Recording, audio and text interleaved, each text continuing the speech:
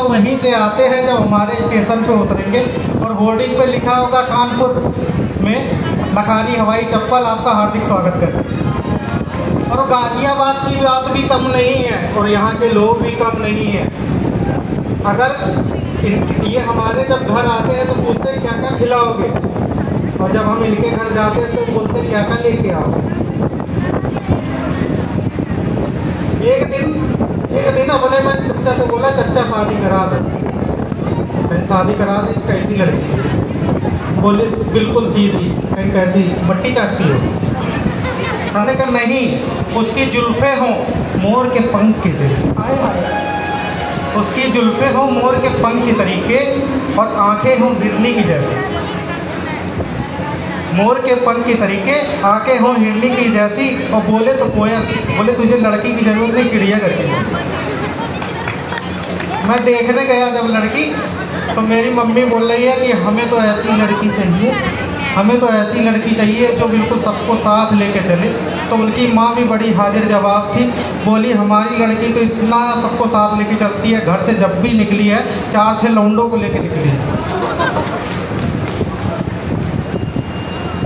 और जब शादी के लिए वहाँ पे पहुँचे तो उनकी माँ बोली आज मैं तुमको अपनी बेटी का हाथ दूंगी। तो मैंने कहा बाकी लड़की किसको दो?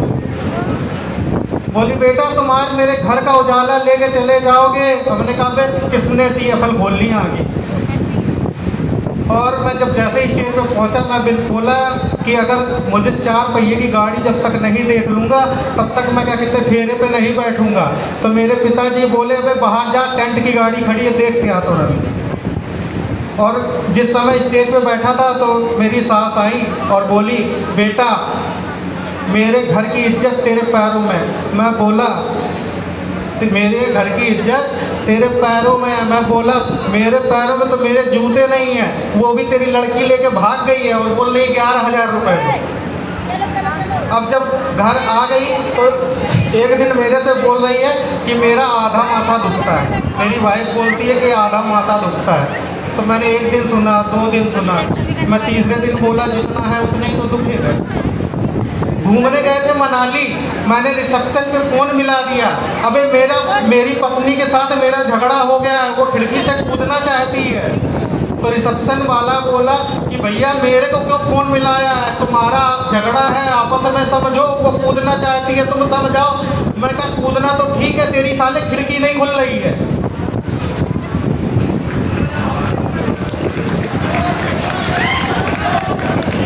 और मेरी बेटी भी काफ़ी तेज है।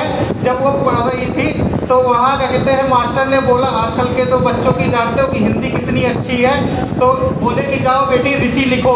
तो ऋषि वैसे भी बड़ा टिपिकल शब्द है, तो बोलती बाबा लिख दूँ। टीचर गुस्सा गया, बोले ये बताओ ताजमहल किसने बनाया?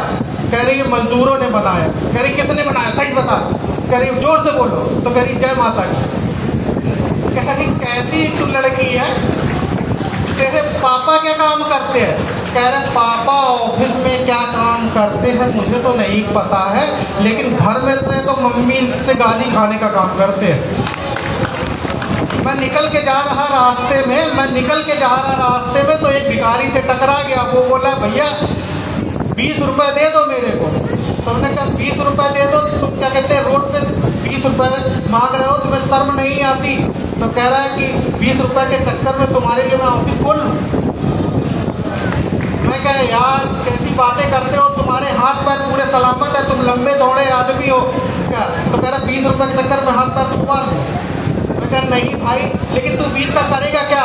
बोला क्या कहते हैं चाय पीऊँगा।